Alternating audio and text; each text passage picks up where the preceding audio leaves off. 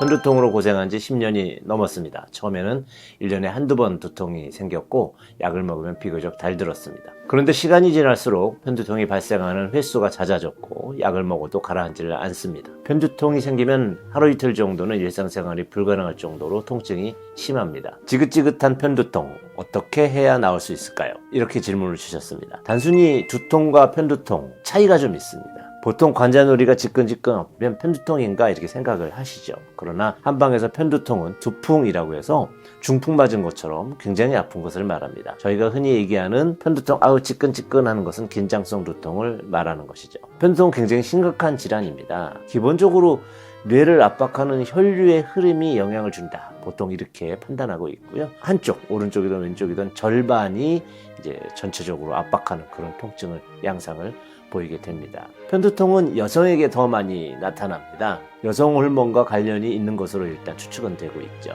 생리주기와 연관성이 있을 가능성이 높고 생리 중에 혈액이 다량으로 배출되면서 혈액순환에 급격한 변화가 생기고 이로 인해 편두통이 생긴다 이렇게 보고 있습니다. 하지만 숙취로 인해서 오는 두통과 편두통은 정반대의 작용으로 나타난다고 봐야 되기 때문에 편두통에 포함시킬 수는 없겠습니다. 보통 편두통은 심한 경우 6시간 이상 지속되기도 하기 때문에 숙취에 의한 한두 시간 30분 정도 잠깐 지끈지끈하는 거하고는 좀 다르겠죠. 한방에서 편두통은 내인과 외인으로 구분을 합니다. 내인은 체질, 오장육부의 문제로 발생하는 것을 얘기를 하겠죠. 그리고 외인은 외부의 어떤 감기라든지 외부 요소, 온도 이런 것들에 의해서 발생하는 두통을 말합니다. 두통은 원인별로 치료가 달라지게 됩니다. 코로나 같은 이제 외인성 두통, 바이러스에 의한 그런 두통은 면역에 대한 부분과 감기 치료에 이제 기준을 두게 되는데 내인성 두통은 이제 오장육부의 기능을 올려주는 것을 가장 먼저 신경 쓰게 되죠. 또 신허 두통이라고 해서 노화와 관련된 두통은 이제 노인성과 관련된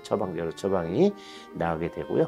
생리불순과 관련돼서 어혈을 제거하는 약을 써서 두통을 치료하는 경우도 많이 있습니다. 편두통은 어떤 분들에게 잘 나타나냐 하면 기본적으로 혈관이 팽창하면서 생기는 두통이기 때문에 고혈압 환자에게 많다고 보여집니다. 뇌를 많이 사용하시는 분들, 즉 스트레스 받는 분들, 또 목 디스크가 있다든지 안압이 높아지는 분들 이런 식으로 뇌의 압력이 증가하는 여러 가지 요소들이 원인으로 작용하게 됩니다. 그 중에 제가 가장 주의를 드리는 것은 수면입니다.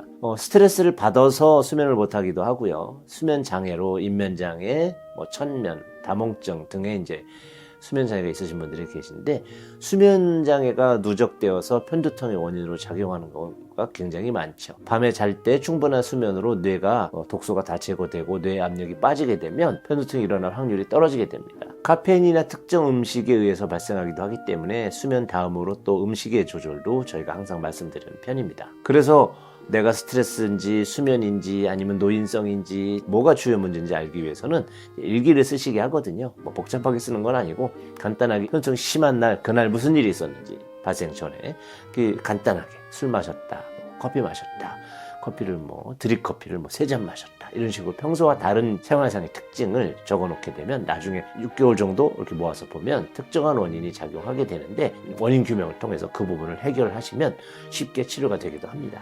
특히 그런 일기 중에 게임을 많이 한 날, 휴대폰을 많이 쓴 날, 연말 결산하느라고 모니터를 엄청 들여다본 날 이럴 때 이제 발생한다 하시는 분들은 시각에 의한 편두통인 경우도 굉장히 많이 있거든요. 시각을 많이 사용할 수 있는 그런 환경들 제거해 주는 것이 또한 중요하겠죠. 목이 아플 때 그러면 경추 장애가 원인이 되는 경우도 있겠고요. 그래서 목 디스크를 치료를 하면서 편두통이 함께 사라지신 분들도 계십니다. 실제 편두통이 발생하면 눈앞이 깜깜해지고 뇌 한쪽이 떼어내고 싶을 정도로 극심한 통증이 생겨서 기절까지도 할 수 있는 그런 두통이 편두통이기 때문에 약하게 오는 두통을 편두통에 포함시키실 필요는 없겠습니다. 또한 환자분들 중에는 저희가 이제 그 러닝머신을 타죠. 그럴 때 좀 빠르게 걸을 때 최대한 빠르게 걸으면 한 4, 5km, 5km 정도로 걸을 수가 있는데 6km 정도가 시속 6km에서는 뛰어야 되거든요. 그 정도 이상의 속도를 뛰었을 때 편두통이 줄어드시는 분들도 계십니다. 또 지압을 통해서 응급조치를 하시는 것도 괜찮고요. 태양열이라든지 풍지혈, 백혈 같은 혈들을 많이 사용하게 되는데 인터넷에 그런 혈들을 찾아보시면 도움이 되실 것 같습니다. 편두통에는 감자라든지 아니면 팥뿌리, 닭고기, 고등어 이런 것들을 많이 드시라고 권해드리고 있습니다. 한방차로는 이제 감국차라든지 국화차 또는 진피차, 귤 껍질을 만드는 귤피차 등이 또 도움이 많이 되고요. 편두통의 치료는 그래서 가벼운 두통이 아니다 보니 지압으로도 해봤는데 안 돼요 하시는 분들이 많이 계십니다. 그래서 침과 추나와 이제 약을 사용하게 되는데 침으로 해결되지 않는 두통이 편두통인 경우가 많이 있습니다. 그래서 이제 약까지 사용하게 되는데 약이라고 해서 뭐 한참 복용하는 것은 아니고요. 뭐 일주일에서 2주일 정도 복용하면 두통이 말끔하게 사라지는 경우가 많고 약을 통해서 했을 땐 재발까지도 어느 정도 이제 막아줄 수 있기 때문에 잘 안 낫는 분들, 자꾸 반복되는 분들은 오장육부의 어느 부위가 어느 경락을 통해서 뇌에 압력을 주는지 찾아내서 투약을 통해 고치시면 좀 더 빠르게 치료하실 수가 있겠습니다. 침 맞을 시간이 없거나 추나가 조금 불편하신 분들은 약을 통해서 치료하시는 것도 권해드립니다. 오늘은 편두통에 대해서 알아보았습니다. 감사합니다.